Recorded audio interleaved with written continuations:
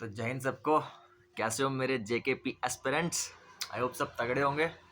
और जिनका पीटी होते जा रहा है वो एसआई की तैयारी में लग गए होंगे, और जिनका होने वाला है वो 2-4 दिन की ब्रेक लेके तो लग जाना। तो आज की वीडियो का टॉपिक है कि अगर आप एसआई की तैयारी कर रहे हो तो आपको एसएससी के सारे एग्ज़ाम्स और एसएससी से रिलेटेड एग्ज़ाम जैसे आईबी वो क्यों देने चाहिए, बाद में बात करते हैं। पहले मैं आपको अपने आईबी के स्कोर दिखाता हूँ एसीआईओ का। मेरी शिफ्ट हुई थी 17 को, थर्ड शिफ्ट। और देखो तैयारी तो थी नहीं क्योंकि अपने पीटी के लिए कर रहे थे प्रिपरेशन। तो मैं बताता हूँ पहले करंट अफेयर्स में मैंने 20 में से 3 क्वेश्चन ही किए, जिसमें से एक गलत भी हो गया। जनरल स्टडीज़ में 10 में 10 किए थे क्वेश्चन, 10 में से 10 ही ठीक हुए। मैथ में किए थे 16 में 3 गलत हुए। रीजनिंग में किए थे 20 में एक गलत हुआ। और इंग्लिश में किए थे 18 में 3 गलत हुए। तो टोटल मैंने 67 अटैम्प्ट किए थे, जिसमें से 8 गलत हो गए। तो नेगेटिव मार्किंग करके 57 मेरे नंबर बने। अब देखो कट ऑफ से तो दूर दूर हैं हम, क्योंकि हम जनरल कैटेगरी वाले इंसान हैं।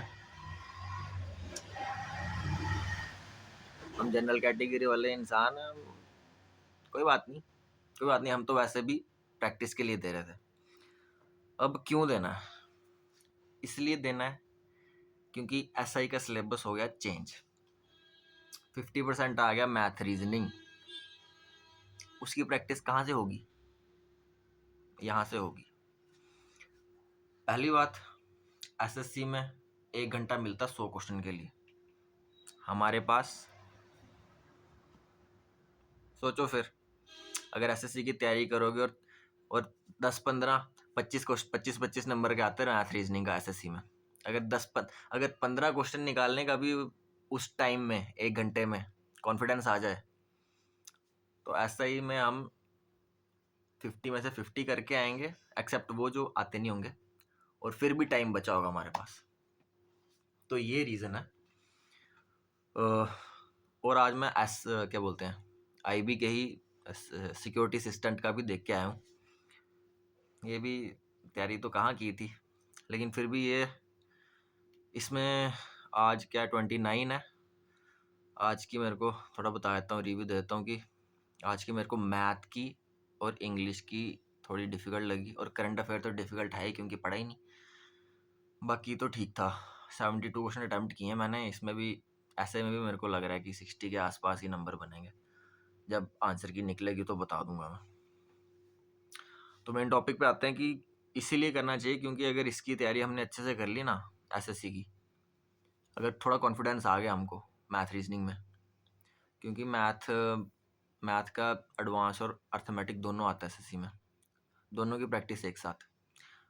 जो घर पे मॉक्स लगाने हैं वो तो लगाने ही हैं, लेकिन उधर जाके भी लगाना है, क्योंकि जो फिजिकल पूरा एक्सपीरियंस होता है ना, वो आगे काम आता है।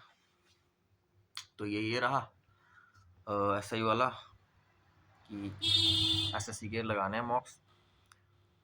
और हाँ, पिछली वीडियो में मैंने बोला था कि जिसको नोट्स चाहिए होंगे बच्चों को, वो मेरे को करना मैसेज टेलीग्राम पे। तो यार बहुत बच्चों के मैसेज आए, सबको मैंने प्रोवाइड कर दिया। और दिल इतना खुश हुआ ना कि बच्चे इतने सिंसियरली तैयारी कर रहे हैं। कंपटीशन भी बढ़ेगा। ठीक है, तो ठीक है फिर बस इतनी वीडियो रखते हैं, ज़्यादा लंबी नहीं करेंगे।